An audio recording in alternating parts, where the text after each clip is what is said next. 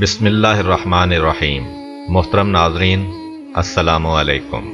ایک دن حضرت سلیمان علیہ السلام سمندر کے کنارے تشریف فرما تھے۔ ان کی نگاہ ایک چیونٹی پر پڑی جو گندم کا دانہ منہ میں لیے سمندر کی طرف جا رہی تھی۔ جناب سلیمان علیہ السلام مسلسل اسے دیکھتے رہے۔ وہ چیونٹی چلتے چلتے سمندر کے کنارے پہنچی۔ اسی لمحے ایک مینڈک نے پانی سے اپنا سر باہر نکالا۔ اس نے منہ کھولا، چیونٹی اس کے منہ میں داخل ہو گئی اور مینڈک تیرتا ہوا پانی کے اندر چلا گیا۔ حضرت سلیمان علیہ السلام کافی دیر تک حیرت میں ڈوب کر اس بارے میں سوچتے رہے۔ اچانک وہی مینڈک دوبارہ پانی سے باہر آیا۔ اس نے منہ کھولا اور چیونٹی اس کے منہ سے باہر نکل آئی، لیکن گندم کا دانہ اس کے منہ میں نہ تھا۔ حضرت سلیمان علیہ السلام نے اس چیونٹی کو طلب کیا اور اس واقعہ کے بارے میں اس سے پوچھ گچھ کی۔ چیونٹی نے کہا، اے پیغمبر خدا، اس سمندر کی گہرائی میں ایک پتھر ہے جو اندر سے خالی ہے، اس میں ایک کیڑا رہتا ہے۔ اللہ تعالیٰ نے اس کیڑے کو اسی مقام پر خلق کیا ہے، وہ وہاں سے نکل نہیں سکتا اور میں اس کے لیے کھانا لے جاتی ہوں۔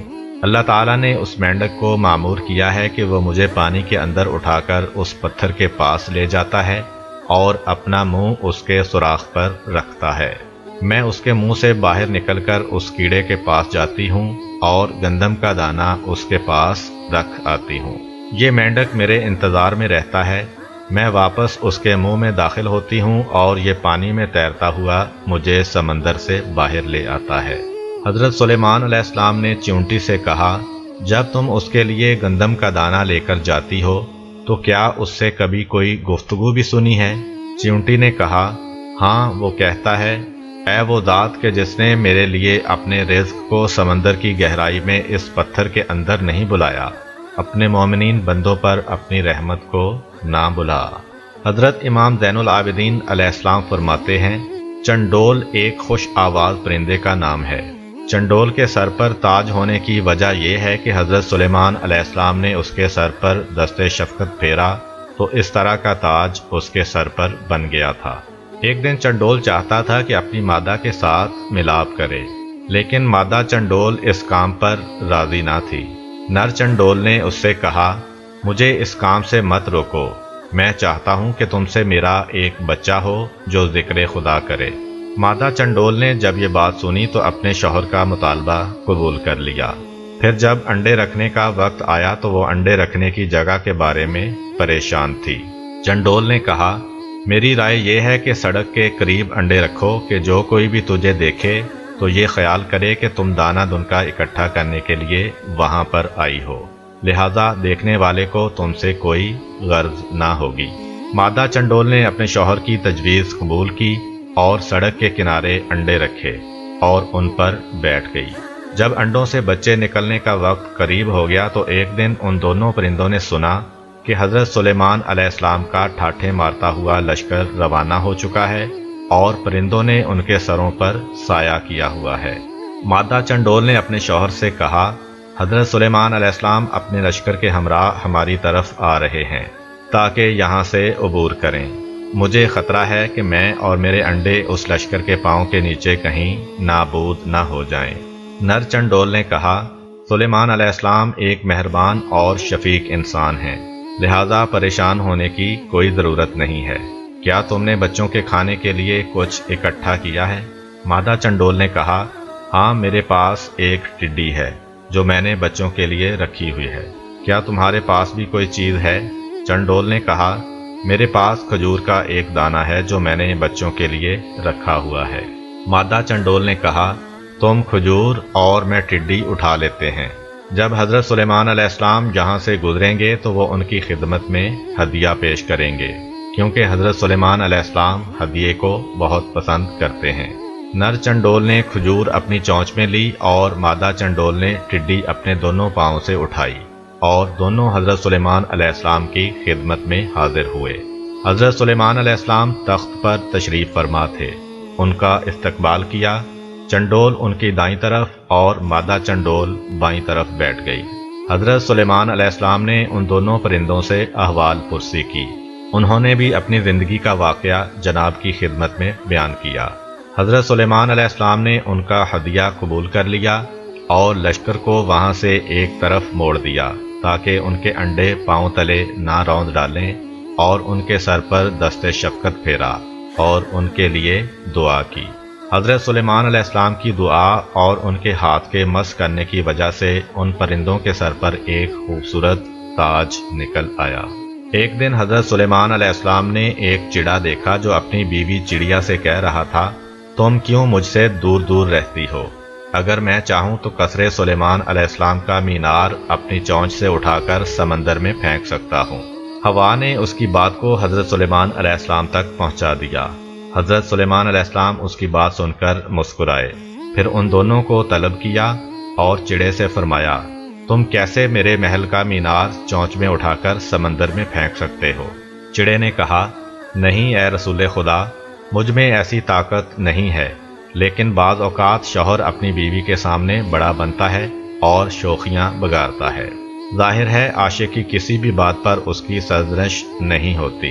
حضرت سلیمان علیہ السلام نے چڑیا سے کہا، تم کیوں اپنے آپ کو شوہر کے حوالے نہیں کرتی ہو جبکہ وہ تمہیں دل سے چاہتا ہے؟ چڑیا نے جواب میں کہا، اے پیغمبر خدا، وہ عاشق نہیں ہے، فقط عشق کا دعویٰ کرتا ہے، کیونکہ وہ میرے علاوہ کسی اور کے ساتھ بھی عشق کرتا ہے۔ اس بات نے حضرت سلیمان علیہ السلام کے دل پر گہرا اثر کیا۔ انہوں نے شدید گریہ کیا اور گوشہ تنہائی میں چلے گئے، حتیٰ کہ 40 دن تک خدا کی بارگاہ میں گریہ کرتے رہے اور خدا کی بارگاہ میں درخواست کی کہ میرے دل میں غیر خدا کا عشق پیدا نہ ہو اور میرے عشق کو غیر خدا کے عشق کے ساتھ مخلوط نہ کرنا۔ ایک دن ایک سانپ حضرت سلیمان علیہ السلام کی خدمت میں حاضر ہوا اور کہا، فلاں شخص نے میرے 2 بچوں کو مار دیا ہے، لہذا میرا آپ علیہ السلام سے تقاضا ہے کہ اسے بطور قصاص پھانسی پر چڑھائیں۔ حضرت سلیمان علیہ السلام نے فرمایا، انسان کو سانپ کے بدلے میں قتل نہیں کیا جا سکتا۔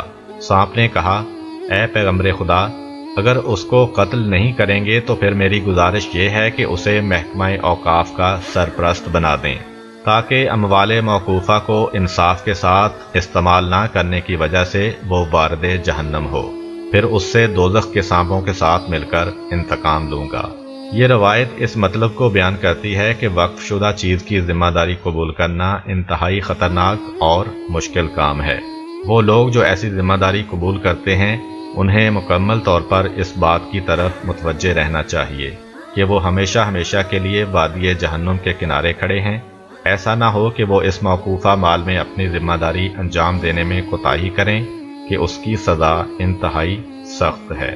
ایک دن حضرت سلیمان علیہ السلام جنوں انس اور پرندوں پر مبنی اپنے عظیم لشکر کے ہمراہ انتہائی نظم و ضبط اور شان و شوکت کے ساتھ جا رہے تھے کہ چلتے چلتے چیونٹیوں کی وادی میں پہنچ گئے۔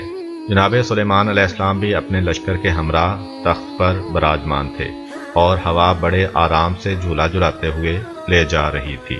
اس دوران میں ایک چیونٹی نے دوسری چیونٹیوں سے مخاطب ہو کر کہا، اے چیونٹیوں، اپنے اپنے سوراخوں میں گھس جاؤ، کہیں سلیمان علیہ السلام اور اس کا لشکر تمہیں پامال نہ کر دے اور انہیں اس کا پتہ بھی نہ چلے۔ حضرت سلیمان علیہ السلام نے جب اس چیونٹی کی آواز سنی تو مسکرا دیے اور کہا، پروردگار، مجھے توفیق دے کہ میں تیری نعمت کا شکریہ ادا کروں جو تو نے مجھے اور میرے والدین کو عطا کی ہے، اور ایسا نیک عمل کروں کہ تو راضی ہو جائے اور اپنی رحمت سے مجھے اپنے نیک بندوں میں شامل کر لے۔ حضرت سلیمان علیہ السلام نے اپنے نوکروں کو حکم دیا کہ اس چیونٹی کو میرے پاس لایا جائے۔ نوکروں نے فوراً اس چیونٹی کو ان کی خدمت میں حاضر کیا۔ جناب سلیمان علیہ السلام نے اس چیونٹی سے فرمایا، کیا تمہیں معلوم نہیں ہے کہ میں خدا کا پیغمبر ہوں اور کبھی کسی پر ظلم و زیادتی نہیں کرتا؟ چیونٹی نے کہا، ہاں میں یہ بات جانتی ہوں۔ حضرت سلیمان علیہ السلام نے فرمایا، پھر تم نے چیونٹیوں کو مجھ سے کیوں ڈرایا ہے؟ چیونٹی نے عرض کیا، میں اس بات سے ڈری تھی کہ یہ چیونٹیاں آپ کی شان و شوکت اور زرق و برق دیکھ کر دنیا کی دیوانی نہ ہو جائیں اور خدا کو نہ بلا دیں۔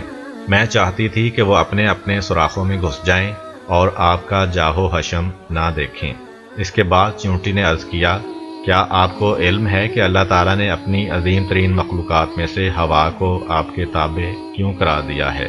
جناب سلیمان علیہ السلام نے فرمایا اس بارے میں مجھے علم نہیں ہے۔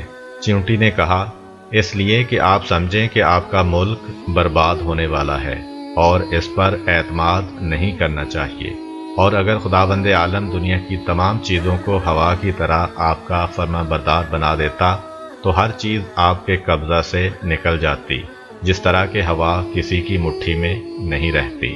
حضرت سلیمان علیہ السلام چیونٹی کی اس پرمانی نصیحت کو سن کر مسکرا دیے۔